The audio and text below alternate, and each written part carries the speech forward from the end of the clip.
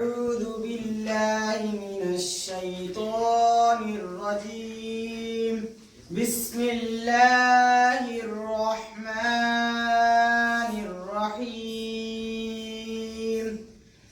إن المتقين في ظلال وعيون وفواكه مما يشتهون كلوا واشربوا هنيئا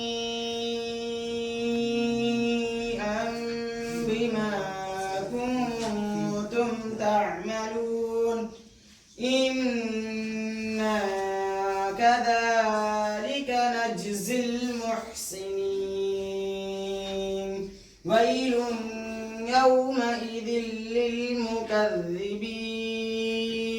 كلوا وتمتعوا قليلا إنكم مجرمون ويل يومئذ للمكذبين وإذا قيل لهم اركعوا لا يركعون ويل يومئذ للمكذبين فبأي حديث بعده يؤمنون. سورة الإخلاص مكية. بسم الله الرحمن الرحيم. قل هو الله أحد الله الصمد لم يلد ولم يولد ولم يكن له كفوا أحد. سورة الفلق مكية. بسم الله الرحمن الرحيم. قل أعوذ برب الفلق من شر ما خلق ومن شر غاسق إذا وقب ومن شر النفاثات في العقد ومن شر حاسد إذا حسد. سورة الناس مكية.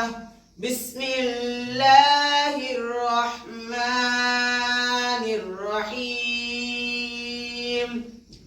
قل أعوذ برب الناس ملك الناس إله الناس من شر الوسواس الخناس الذي يوسوس في صدور الناس من الجنة والناس.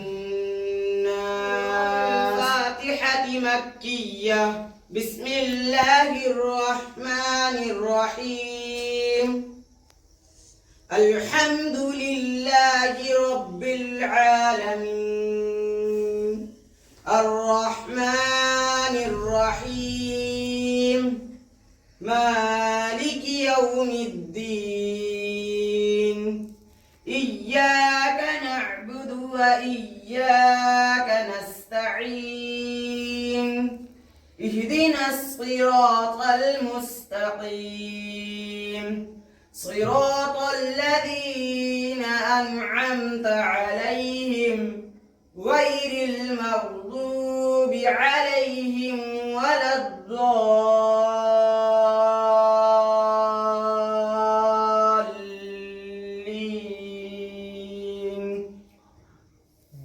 سورة البقرة مدنية.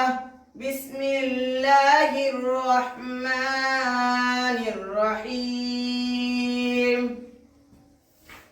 ألف لام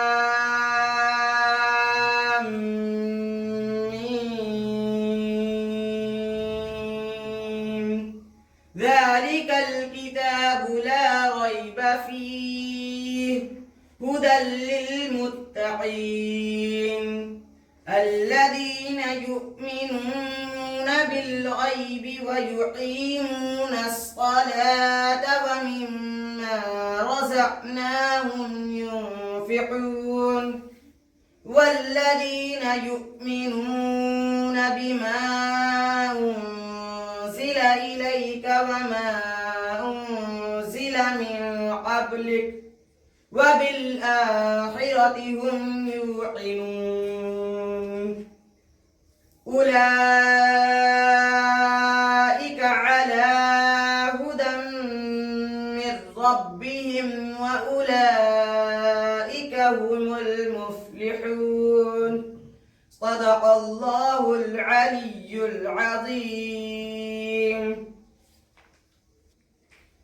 اللهم آنس وحشتي في قبري اللهم ارحمني بالقرآن العظيم واجعله لي إماما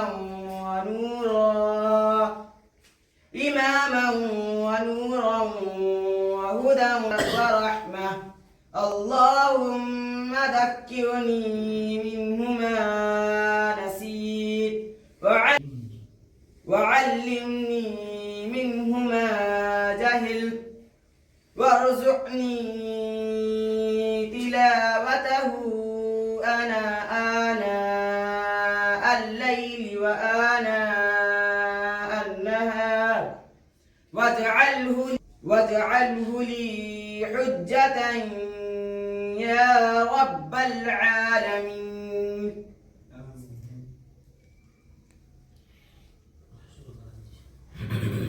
من الشيطان الرجيم بسم الله الرحمن الرحيم أعوذ بالله من الشيطان الرجيم بسم الله الرحمن الرحيم رب يسر ولا تعسر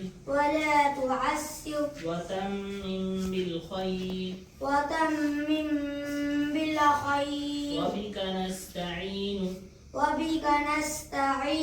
يا فتاح رب زدني علما رب زدني علما سورة البقرة مدنية بسم الله الرحمن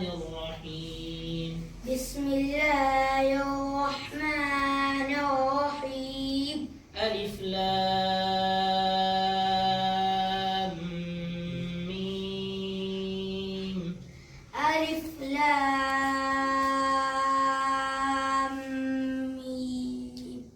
ذلك الكتاب لا ريب فيه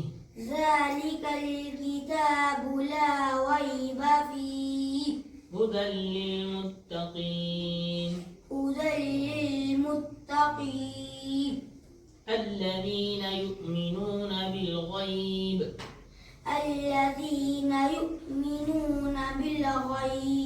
ويقيمون الصلاة ومما رزقناهم ينفقون